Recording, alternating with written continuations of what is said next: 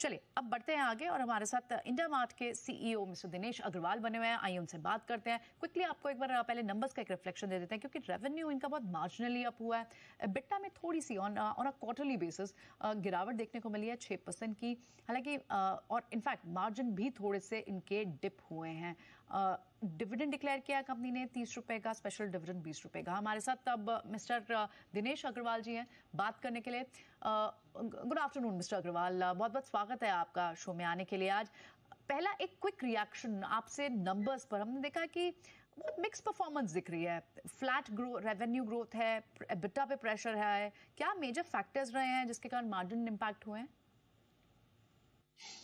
ये EBITDA तो देखिए हमारा एक क्वार्टरली फ्लक्चुएशन होता है, क्योंकि Q4 में कलेक्शन ज्यादा होती है और सीजनली, जबकि सो हमारी कलेक्शन इस क्वार्टर की अगर आप देखें तो 500 करोड़ के आसपास है, जबकि वैसे अगर आप देखें नॉर्मल डेज में तो वो कलेक्शन रहती है कुछ 300 साढ़े 300 करोड़।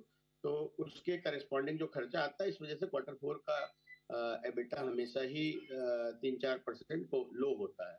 और जहां तक रेवेन्यू की बात है तो पीछे डेफर्ड रेवेन्यू करीब 14-15% बढ़ा है और उसके हिसाब से रेवेन्यू करीब 12-13% के हिसाब से बढ़ता है और इस बार भी 16% बढ़ा है। जो क्वार्टर ऑन क्वार्टर आप देख रहे हैं वो तो I think number of days का है, क्योंकि नंबर ऑफ डेज जो मार्च में होते हैं वर्सेस दिसंबर होते हैं, उसका ही फर्क है और कोई फर्क नहीं है। Okay, alright. तो इस केस में जो आपका पैट है वो तो काफी बड़ा है, और ये आई थिंक स्पाइक ये किसी अदर इनकम का भी रीजन हो सकता है। ये क्या सॉस है, अगर इस पे आप क्लैरिटी दे पाएं अदर इनकम की, और क्या ऐसे ही गेन्स आगे भी रिअकर हो सकते हैं? जी देखिए, दो पोर्शन है वहां पे। एक तो इनकम जो गेन फ्रॉम इन्वेस्टमेंट्स है, तो कुछ एक इन्वेस्टमेंट्स पे सेकेंड राउंड ऑफ फंडिंग हुई है जो कि काफी हायर वैल्यू पे हुई है, उसकी वजह से कुछ गेन है। और सेकेंडली कुछ हमने जो हमारी करीब 2800 करोड़ की ट्रेजरी है, उस 2800 करोड़ की ट्रेजरी में जो ज्यादातर पैसा होता है वो बॉन्ड्स और डेट म्यूचुअल फंड्स में लगा होता है। तो जैसे जैसे इंटरेस्ट रेट का ऊपर नीचे मूवमेंट होता है तो उसमें वो फ्लक्चुएशन आती है और उसके हिसाब से ये अदर इनकम है। But on an average basis ये थोड़ी ज्यादा है पिछले तिमाहियों से, और अगर आप उसको 4 क्वार्टर पे डिवाइड करके देखें तो वो बराबर लग पड़ेगी। ओके, सो रिफ्लेक्ट इस क्वार्टर में हो रही है, ठीक है। इसमें मिस्टर अग्रवाल आपकी कस्टमर कलेक्शन भी बड़ी है 12% लगभग इस क्वार्टर में। क्या अंडरलाइनिंग ड्राइवर्स हैं इस ग्रोथ के, और क्या ये मोमेंटम आगे भी जारी रह सकता है? जी देखिए, पहले तो हमारी कस्टमर कलेक्शन ग्रोथ जो रहती थी वो डबल डिजिट्स में, मिड डबल डिजिट्स में रहती थी और हायर डबल डिजिट्स में भी रहती थी। हालांकि अगर पीछे कस्टमर का रिटेंशन देखें, हमारा जो फर्स्ट ईयर कस्टमर का, न्यू कस्टमर का रिटेंशन है, वो पिछले 2 साल से खराब चल रहा है, जिसकी वजह से हमारा जो नेट कस्टमर ग्रोथ है वो काफी लो है।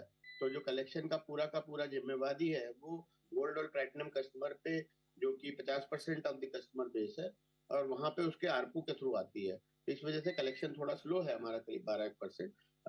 लेकिन ये आने वाले टाइम में भी हम कोशिश करेंगे कि इसको डबल डिजिट में मेंटेन की कोशिश करेंगे। ओके, 12%, लेकिन ये थोड़ा कंजर्वेटिव एंड पे है, लोअर एंड पे है, और आप इसमें आगे भी ग्रोथ देखते हैं। मिस्टर अग्रवाल, आपने डिविडेंड दिया, ऑफ कोर्स शेयर होल्डर्स खुश भी होंगे, लेकिन एक बार थोड़ा सा आपकी जो करंट कैपेक्स स्ट्रैटेजी होगी उसे समझना चाहेंगे कि आप कैसे शेयर होल्डर के रिटर्न को और इन्वेस्टमेंट नीड्स को बैलेंस करेंगे। डिविडेंड तो अच्छा है, इस बात से तो शेयर होल्डर खुश होंगे। तो हमारी हमेशा तीन ही तरह की वो रही है। एक तो कंपनी के ग्रोथ में जो इन्वेस्टमेंट हो सकती है, और दूसरा जो हम अलग माइनॉरिटी इन्वेस्टमेंट्स या M&A की तरफ देखते हैं, और तीसरा हम रिटर्न टू शेयर होल्डर्स करते हैं। तो पिछले 5 सालों में अगर आप देखें तो करीब 50% ऑफ पैट हमारा शेयर होल्डर्स को रिटर्न किया गया है, चाहे वो डिविडेंड के जरिए, चाहे वो बाईबैक के जरिए। और यही सेम सिमिलर ट्रेजेक्टरी आगे भी रहने की उम्मीद हम रखते हैं। ठीक है, चलिए, ऑल राइट। बहुत बहुत शुक्रिया आज मिस्टर अग्रवाल हमसे बात करने के, समय देने के लिए, नतीजों पे बात करने के लिए। और आपने जैसे बताया कि कस्टमर कलेक्शन आपके आगे भी अच्छी ग्रोथ रह सकती है। ये जो अदर इनकम का स्पाइक आपको इस क्वार्टर में दिख रहा है because of 2 different reason. Thank you so much ये सारी क्लैरिटी हमें देने के लिए और नंबर्स पर अपना रिएक्शन देने के लिए। चले, तो ये तो थे होम फर्स्ट फाइनेंस के एमडी के इंडिया मार्ट के सीईओ मिस्टर दिनेश अग्रवाल, जिनसे हम बात कर रहे थे, नंबर्स पर रिएक्शन ले रहे थे। लेकिन चलिए, इसी के साथ शो को यहीं वाइंड अप करेंगे। मुझे दीजिए इजाजत। मार्केट पे लेकिन लगातार नजर बनी हुई है, आप कहीं मत जाए।